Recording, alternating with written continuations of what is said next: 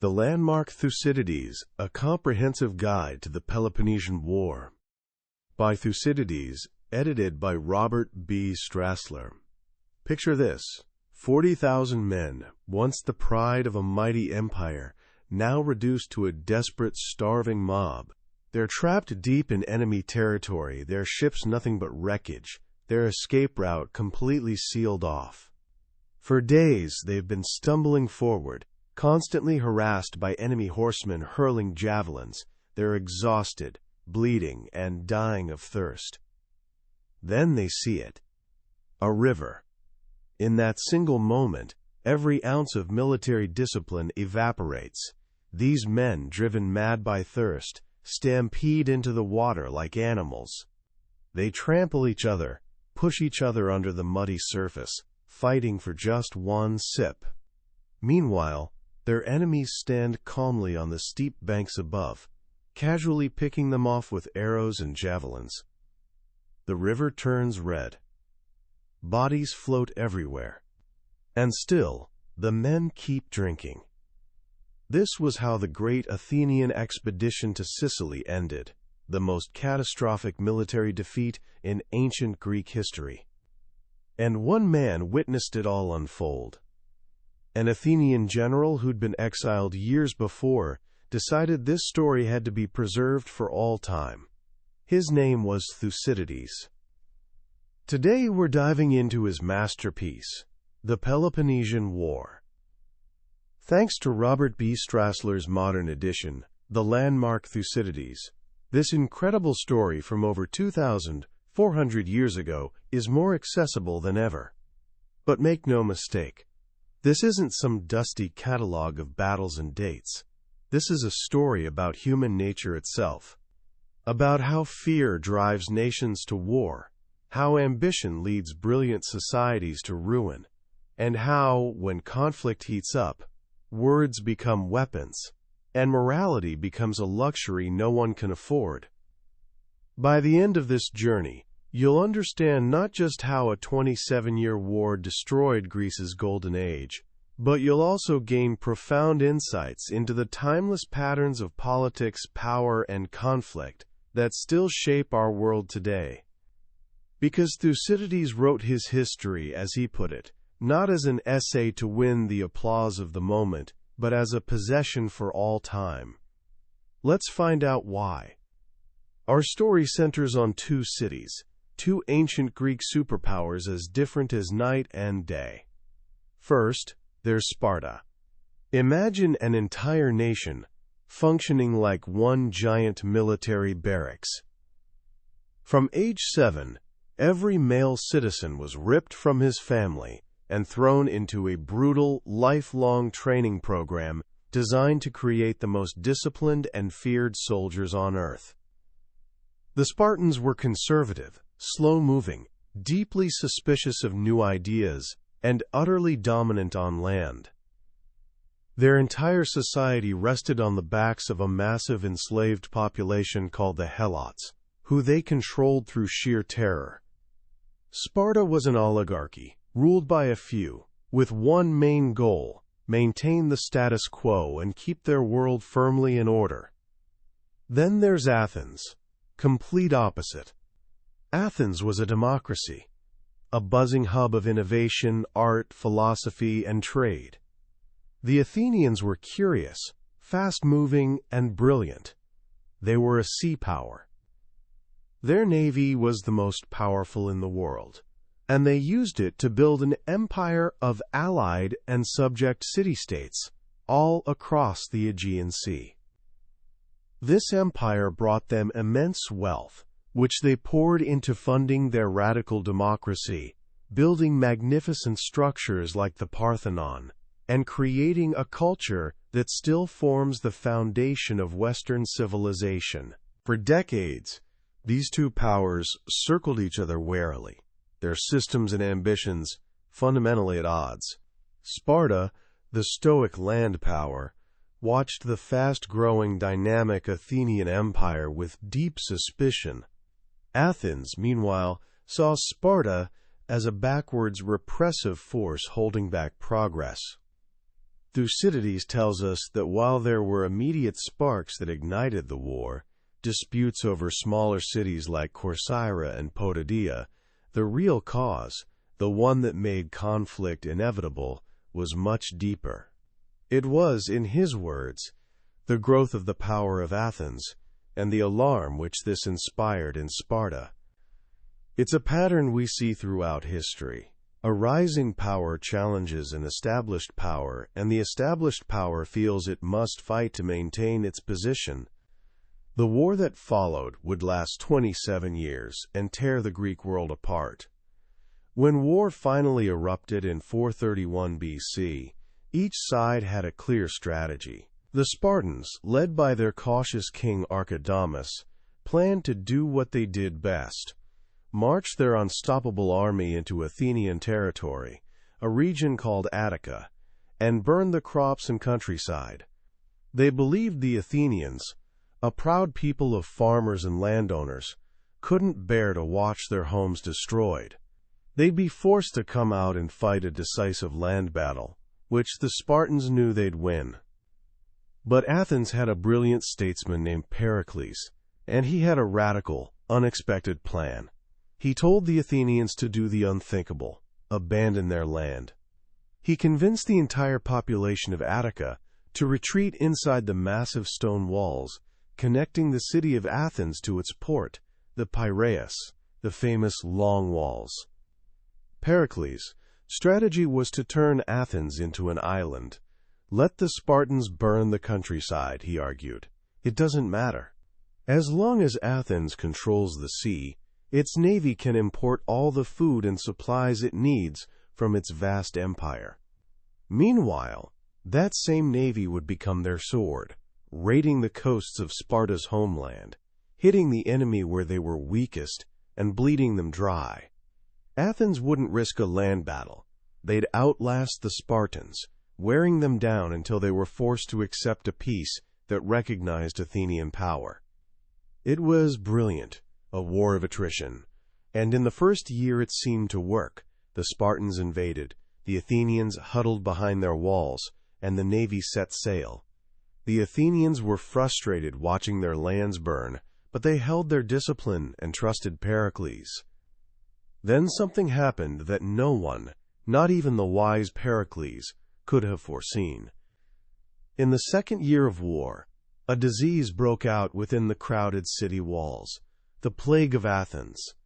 Thucydides, who caught the plague himself and survived, gives us a chilling clinical account of its horrors.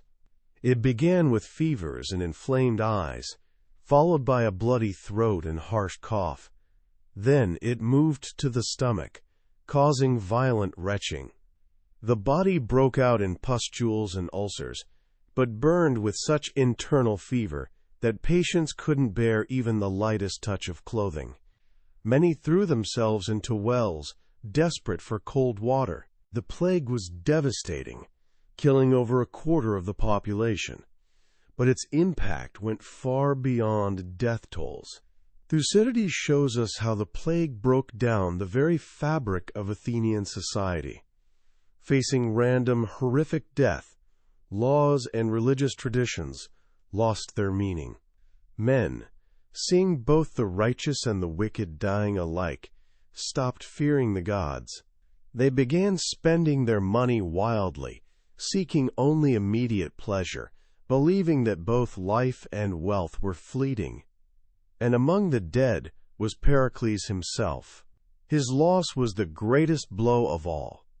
Thucydides argues that with Pericles gone, Athens fell into the hands of lesser men, demagogues who led by appealing to people's worst instincts, their anger, their fear, and their greed.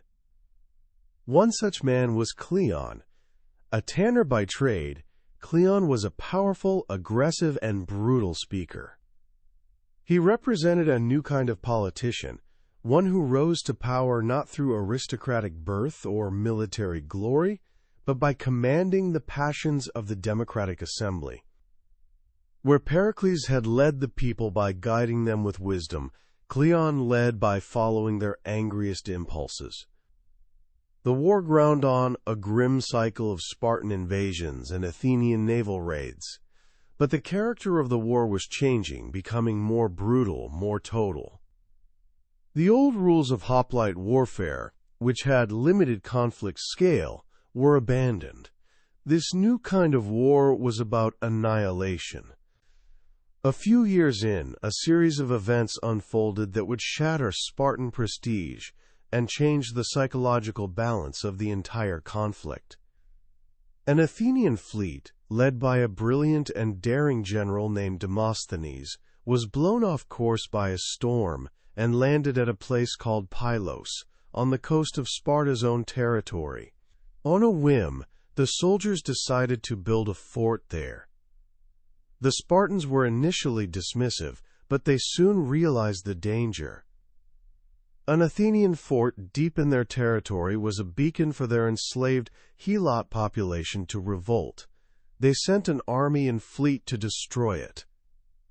To prevent the Athenians from landing reinforcements, the Spartans placed 420 of their elite hoplites on the nearby island of Sphacteria, planning to block the harbor entrances. What happened next was stunning. The Athenian fleet returned, smashed the Spartan ships in the harbor, and trapped the elite Spartan force on the island. The hunters had become the hunted. For Sparta, this was unprecedented. Spartans didn't surrender. They fought to the death. The idea of hundreds of their best soldiers being captured was unthinkable. Back in Athens, the news sparked jubilation. The assembly, spurred on by Cleon, refused Sparta's desperate peace offers. Cleon, ever the populist, mocked the generals for their caution, and boasted that if he were in command, he'd sail to Pylos and capture the Spartans in 20 days. In a masterful political maneuver, the general he was criticizing, a cautious man named Nicias, called his bluff and offered to resign the command in his favor. Cleon, who had no real military experience, was suddenly trapped. The assembly roared with laughter and urged him to go.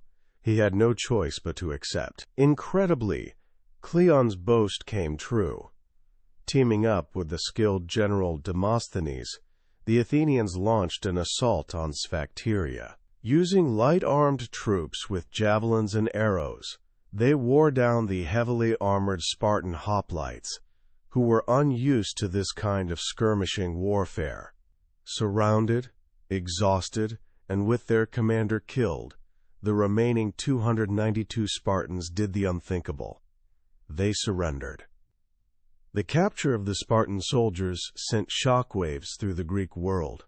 The myth of Spartan invincibility was shattered.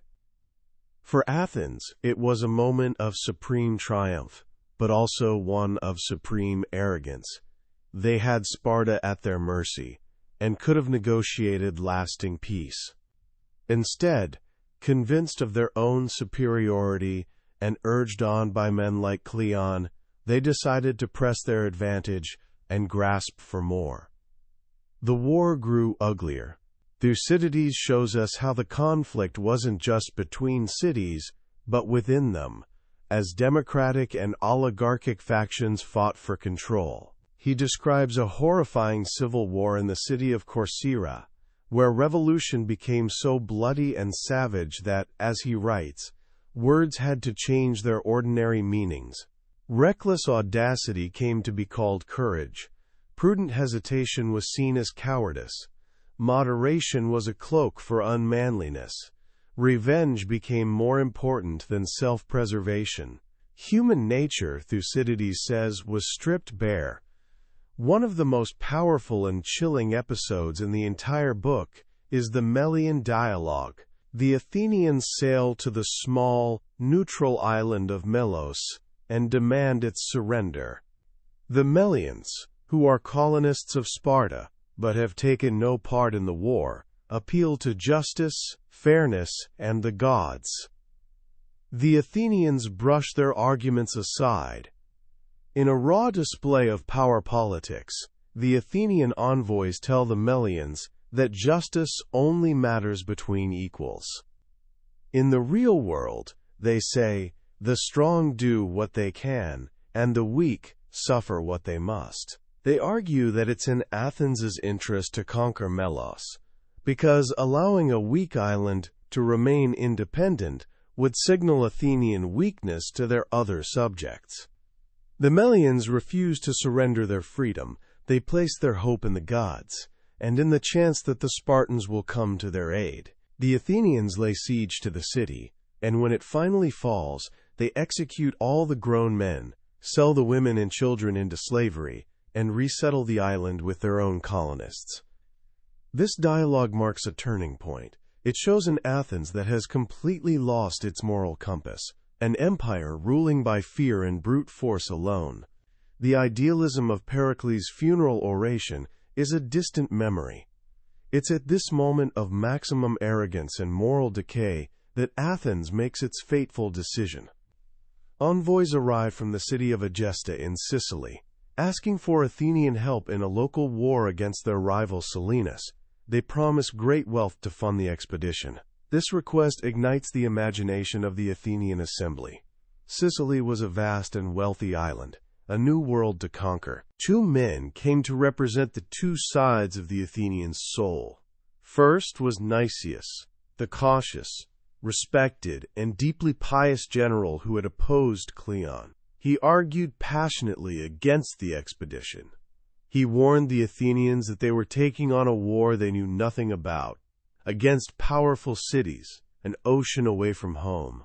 They hadn't yet secured their own empire or truly defeated Sparta.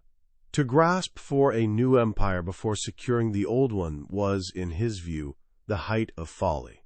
He warned them against the ambition of a man who was pushing for the war more than anyone else. That man was Alcibiades, young, handsome, brilliant, charismatic, and incredibly reckless. He was a student of Socrates and a member of the highest aristocracy, but also a populist who could sway the masses with his daring vision. He dreamed of conquering Sicily, then Carthage, and using the wealth of the West to finally crush Sparta and rule the entire Greek world. He dismissed Nicias's warnings as the fears of an old, tired man. He painted a picture of Sicily as a divided land, ripe for the taking. The assembly, filled with restless energy and lust for new conquests, was captivated by Alcibiades. They voted overwhelmingly for the expedition. Nicias, seeing he couldn't stop them, tried one last desperate tactic. He decided to frighten them with the sheer scale of the undertaking. He stood before the assembly again and said that if they were going to do this, they couldn't do it halfway. He called for a massive force, at least 100 triremes, 5,000 hoplites, and an unprecedented number of support troops and supplies. He hoped the enormous cost would make them reconsider, but his plan backfired completely. Instead of being deterred, the Athenians became even more enthusiastic. They voted Nicias everything he asked for and more. The desire for the expedition, Thucydides tells us, fell upon them all. As the city prepared for the greatest military expedition it had ever launched, a strange and ominous event occurred. In a single night, the Hermes stone pillars with the head of the god Hermes that stood at doorways and crossroads all over Athens were mutilated. Their faces were disfigured. No one knew who had done it, but a wave of fear and paranoia swept the city. It was seen as a terrible omen, a sign of conspiracy to overthrow the democracy. Suspicion fell on Alcibiades and his circle of arrogant young friends. His enemies seized the opportunity. They accused him of not only mutilating the Hermes, but also profaning the sacred Eleusinian mysteries, one of the most secret and holy religious rites in Greece. Alcibiades demanded an immediate trial to clear his name before the fleet sailed, knowing the army was on his side. But his enemies, fearing his popularity with the soldiers, persuaded the assembly to postpone the trial. They'd let him sail, then recall him later. The departure of the fleet was the most magnificent spectacle Athens had ever produced. Thucydides describes the scene at the Piraeus harbor as the entire population came down to watch their sons, brothers, and friends depart. There was hope and lamentation, hope for the glorious conquests they would make, and lamentation for loved ones they might never see again. The ships themselves were the finest ever built, competing with each other in beauty and speed. After prayers and libations were poured from gold and silver cups, a trumpet sounded, and the fleet sailed out, racing each other as far as the island of Aegina.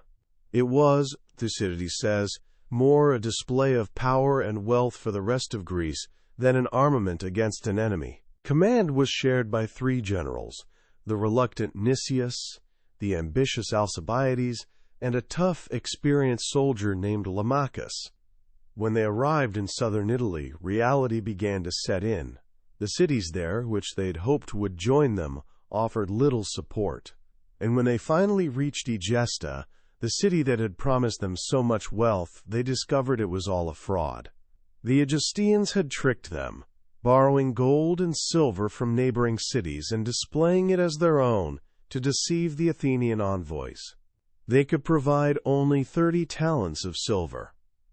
The generals were divided on what to do. Nixius, ever cautious, wanted to make a show of force against Selinus and then return home.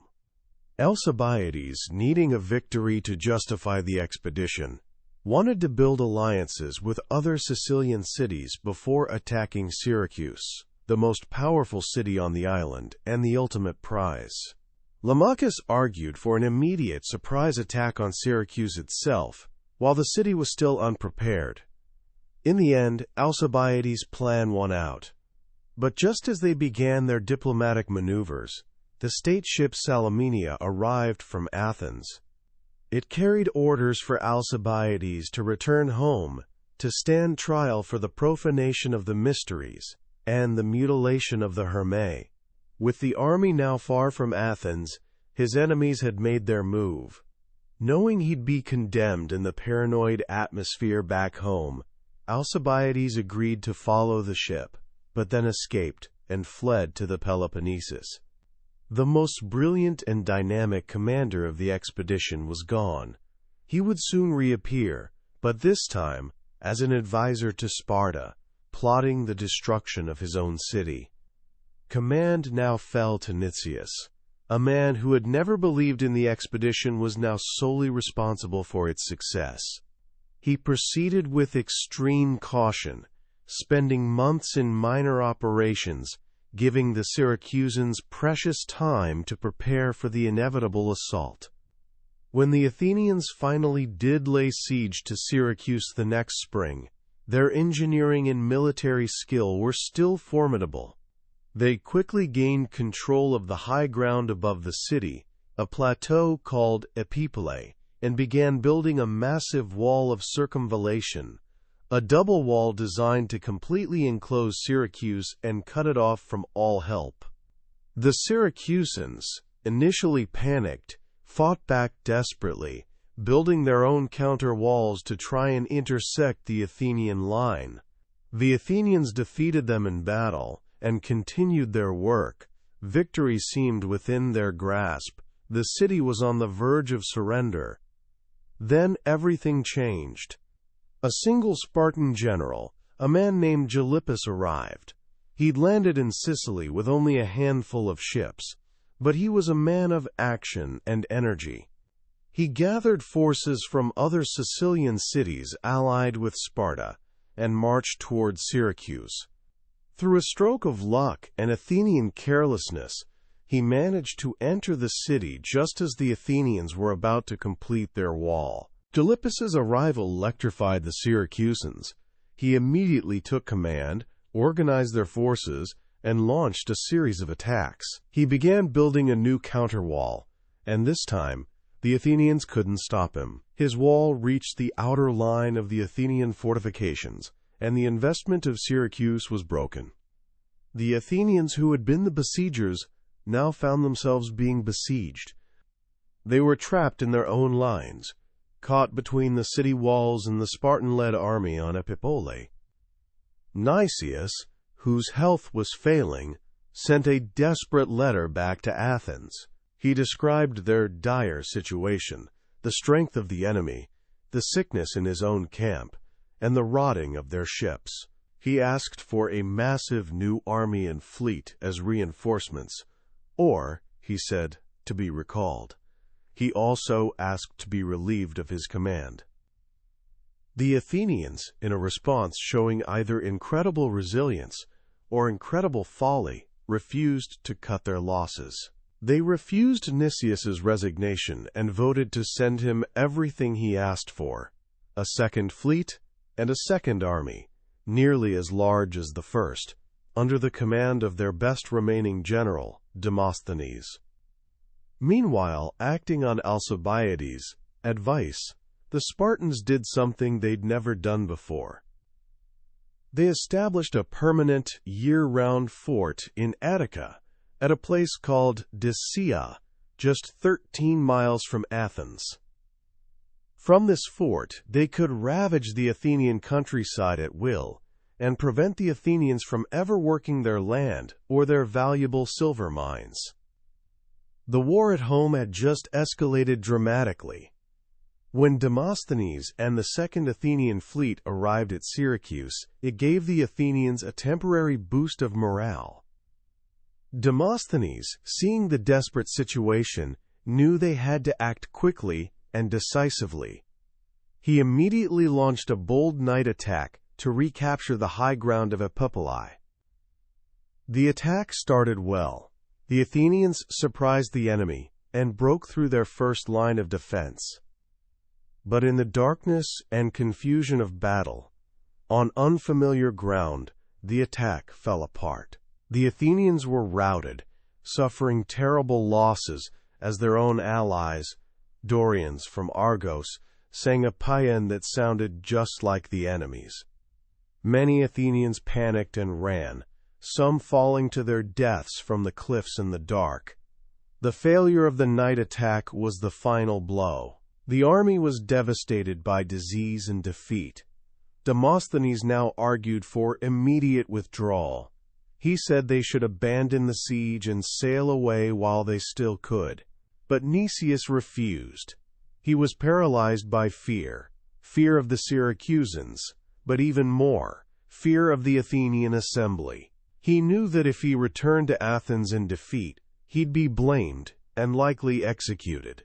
He also clung to a secret hope that a pro-Athenian faction within Syracuse would betray the city, or that the Syracusans would soon run out of money. Just as Nicias finally, reluctantly agreed to retreat, another omen appeared. On the night of August 27, 413 BC, there was a total eclipse of the moon. Nicias, a deeply superstitious man, was terrified. His soothsayers told him it was a terrible sign, and that the army must wait 27 days before making any move. That delay was fatal. The Syracusans, now completely confident, decided to seize the opportunity to destroy the Athenians once and for all. They launched a full-scale attack on the Athenian fleet, inside the great harbor. In a massive, chaotic battle, the Syracusans, using ships with reinforced prows, smashed the Athenian fleet. The Athenians were defeated, and their commander, Eurymedon, was killed. Now the Athenians were truly trapped. The Syracusans blocked the mouth of the great harbor with a line of ships, sealing them in. The Athenians' only hope was one last, desperate attempt to break out. They manned every ship they had, about 110 in all, and threw all their remaining strength into one final naval battle. The entire army gathered on the shore to watch, their fate hanging on the outcome. Thucydides' description of the battle is one of the most powerful and moving passages in all of literature. He describes the agonizing emotions of the men on shore, screaming encouragement to their friends, groaning in despair as they saw a ship go down, their bodies swaying with the fortunes of the battle as if they were in the ships themselves. In the end, the Athenians were utterly defeated. They were driven back to shore, their breakout attempt failed, their spirit was broken. They were so overwhelmed by the scale of the disaster that they didn't even ask for a truce to recover their dead. They just wanted to escape.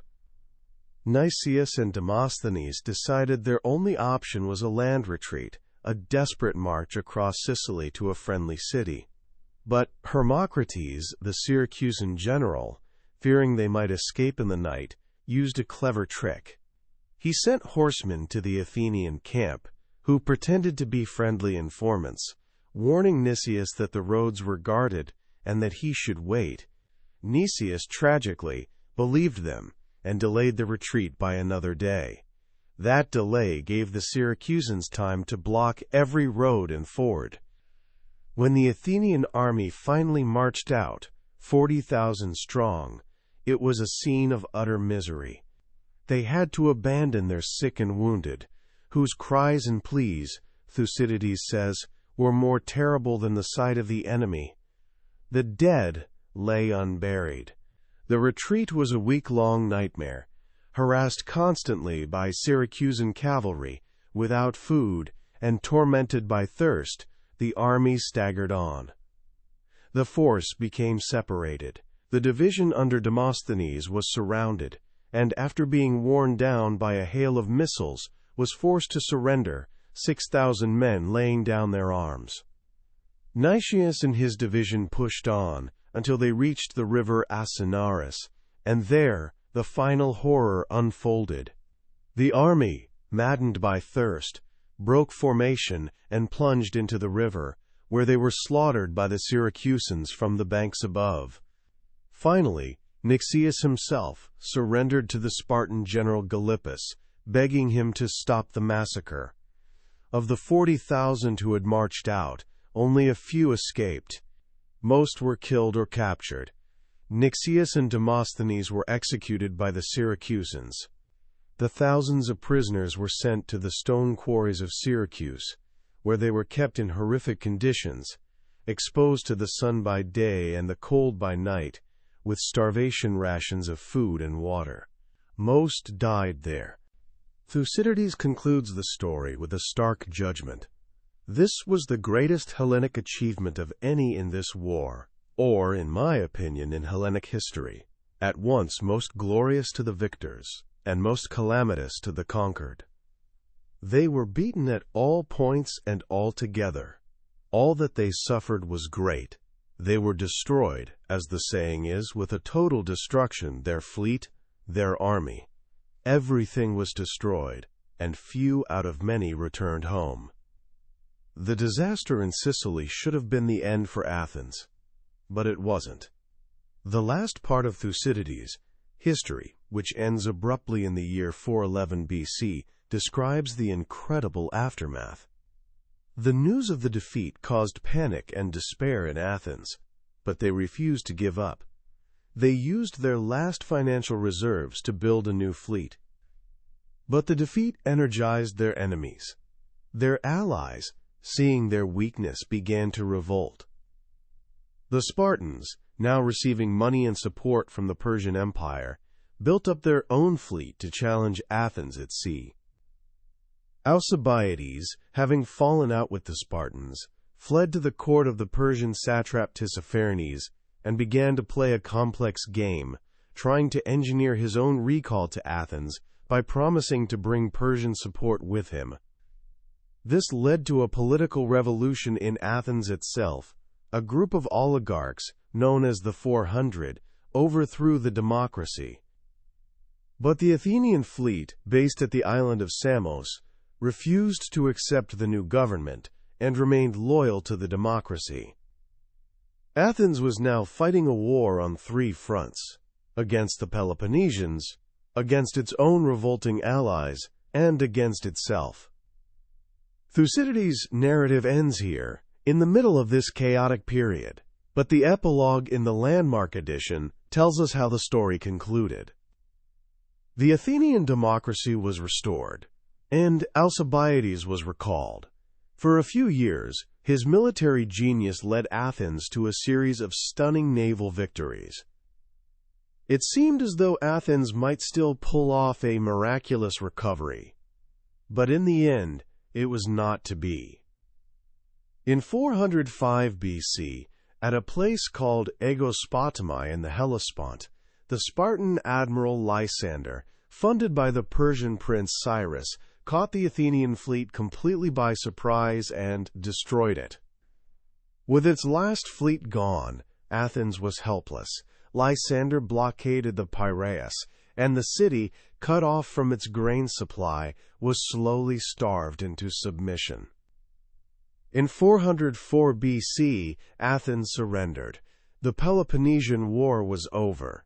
The Spartans tore down the long walls, the symbol of Athenian power, to the sound of flute girls. The golden age of Greece had come to a violent and tragic end. So what are we supposed to make of this immense, tragic story? Why does this account of a war fought with spears and wooden ships 2.5 millennia ago still hold such a powerful grip on our imagination? I believe it's because Thucydides gave us something more than just a history. He gave us a manual on power, a timeless exploration of human nature under pressure. Reading the Peloponnesian War is like watching a doctor perform an autopsy on history itself, laying bare the causes and effects of human conflict with unflinching scientific precision. One of the most profound lessons is about the nature of power and fear. The war began not because of a single act of aggression, but because of a gradual shift in the balance of power that made Sparta feel insecure. Thucydides teaches us that perception is reality. It was Sparta's fear of what Athens might do that made the war inevitable. It's a dynamic that's played out countless times since, from the Cold War to modern geopolitical rivalries. Nations, like people, often act out of their deepest insecurities. The book is also a powerful warning about the dangers of hubris, of overreaching ambition. The Sicilian expedition is the ultimate cautionary tale. Athens, at the height of its power, blinded by its own success, embarked on a war of conquest it didn't need and didn't understand. The debate between Nicias and Alcibiades is a timeless dialogue between caution and reckless ambition, between prudence and the seductive dream of glory. Athens chose the dream, and it led to their nightmare. It reminds us that the greatest empires are often brought down not by external enemies but by their own internal arrogance. And perhaps most powerfully, Thucydides gives us an unsparing look at what war does to us. He shows how it erodes morality, how it corrupts language, and how it reduces complex human decisions to the brutal logic of survival. The journey from Pericles' noble funeral oration, with its celebration of democratic virtues, to the cold, ruthless calculus of the Million Dialogue, is the story of Athens's moral collapse. It teaches us that civilization is a thin veneer, and that under the extreme pressure of war we're all capable of becoming something we never would have imagined. So what can we take away from this today? First, a healthy skepticism of political rhetoric. Thucydides shows us, again and again, how leaders use words to mask their true intentions, appealing to justice and freedom, while pursuing power and self-interest. We should always look at what people do, not just what they say. Second, a deep appreciation for prudence and caution. The Athenians were brilliant, but their brilliance often tipped over into recklessness. Nicias, for all his flaws, understood the dangers of grasping for too much, too soon. Sometimes, the wisest course of action is to protect what you have, rather than risk it all for an uncertain prize. And finally, a sense of humility. Thucydides shows us the powerful role that chance, luck, and the unexpected, what he calls tyche, play in human affairs. The plague, the storm that drove the fleet to Pylos, the eclipse of the moon, these were all things beyond human control that changed the course of history. It's a reminder that no matter how brilliant our plans, we're never fully in command of our destiny. That was a summary of the Peloponnesian War by Thucydides. We've journeyed through the main narrative today, but to be perfectly honest with you, a summary is just a map of the territory. The real treasure is found when you walk the ground yourself.